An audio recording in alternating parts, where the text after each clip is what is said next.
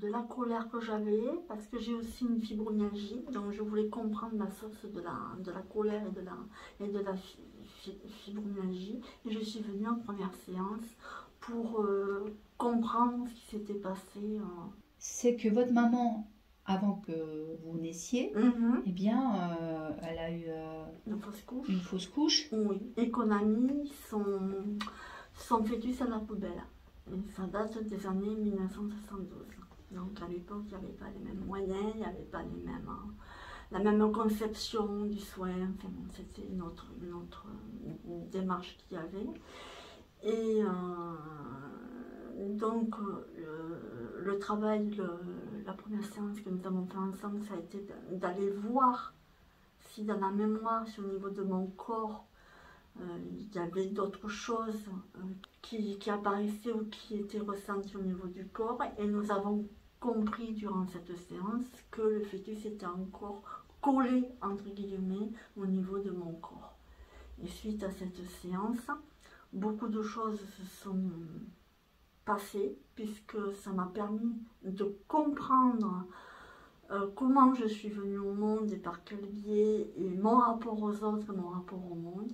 Et aujourd'hui, j'ai une autre vision de mon corps, de mon visage, et je m'aime, enfin, je commence à m'aimer, à m'apprécier, et je comprends mieux le pourquoi je n'ai pas réussi à vivre pleinement ma vie, puisque le fait que le gynécologue à l'époque ait jeté le fœtus à la poubelle, oui. J'ai compris que moi, par la suite, je suis arrivée, donc la compréhension au niveau de la mémoire du corps de ma maman, qui n'avait pas évacué cette douleur, mais j'ai compris que moi aussi, je n'avais pas eu le droit d'exister, et jusqu'à aujourd'hui. Et oui, bien sûr. Mes 50 ans. Parce qu'on a libéré aussi ce bébé, en fait, cet embryon, c'est complètement sa vie, ce petit être. Et puis il y avait d'autres choses aussi un peu autour. Il y avait aussi vos grands-parents. Oui, voilà. Il y avait les grands-parents, il y avait mon papa, il y avait toute cette sphère-là. Et donc, quand je suis née à 7 mois, donc avec une fente palatine, donc un bec de lièvre, et j'ai été surprotégée. Par cette suite, quand je suis née, donc je suis née à 7 mois, j'étais en couveuse directement. Mais quand je voulais revenir sur la conception, sur ma conception, au-delà du fait que je suis arrivée suite à ce que l'embryon le fœtus a été mis à la poubelle, pendant la grossesse de ma maman, elle m'a attendue allongée, de manière allongée, avec des intraveineuses pour pouvoir me garder. Donc ça veut dire l'immobilité, et ça veut dire la source aussi de la fibromyalgie que j'ai eue des années plus tard, mais qui arrive à cette compréhension. D'accord. Et suite à la séance, alors vous avez eu... Alors j'ai eu d'énormes douleurs au niveau du ventre. Prise de conscience au niveau qu'il a fallu que je réadapte et ma nourriture et comment gérer cette nourriture.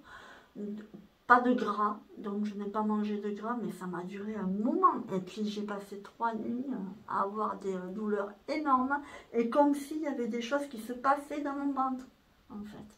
Qui se libéraient. Qui sortaient, quoi. Lâchaient. Et c'était impressionnant. Et donc j'ai pas dormi pendant 3 nuits.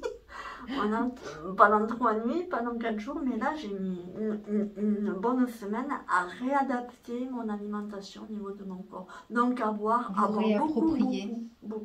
Boire beaucoup d'eau, de jus. Beaucoup de jus de fruits, de jus de betterave, de carottes, enfin des agrumes. Et surtout pas de gras, donc j'ai mangé du riz, j'ai mangé des choses consistantes aussi, très consistantes. En matière de protéines, voilà, pour redonner à mon corps de la force et une alimentation autre. Mais j'avoue que ça a été compliqué les 5 premiers jours suite à la première séance. Voilà. Oui. Mais avec une autre perception aujourd'hui. Voilà, qu'est-ce que vous en tirez de cette séance alors, de ces compréhensions? Mais une compréhension où tout ce que nos lignées familiales portent en elles, sont primordiales pour nous, pour soi et pour notre être en devenir, et qu'effectivement, on porte beaucoup de choses. On porte beaucoup de nos lignées, de nos parents, de nos grands-parents, de nos arrière-grands-parents. Et c'est très très important de la manière dont une personne porte un enfant dans le ventre. Oui. Dont elle accompagne son enfant dans le ventre. Et avant la grossesse. Et je trouve que c'est capital. Et aujourd'hui, j'avoue que je prends j'ai une autre compréhension de mon corps, de ce qui m'est arrivé, de ce que ça a pu induire tout au long de ma vie. J'arrive à ma 50e année et j'ai une compréhension très très surprenante de ce que j'ai pu vivre, de ce que j'ai accepté aussi de vivre. À travers la surprotection et la victimisation, mais c'est moi qui l'ai voulu, puisque c'est moi qui ai voulu me réincarner dans le corps de maman. Donc c'est... Mais en même temps, là aussi, une libération. Et c'est fabuleux. Libération de toutes ces mémoires. C'est ça. Et c'est fabuleux quand on se libère de ces carcans et de ces croyances et de ces fausses croyances. On croit que l'on ne peut pas, alors que si, on peut arriver à tout décortiquer. Et c'est un vrai bonheur. Vraiment. Voilà. Ouf. Alors un grand merci. Ouais. Bon, ben merci à vous d'avoir témoigné. Avec grand plaisir.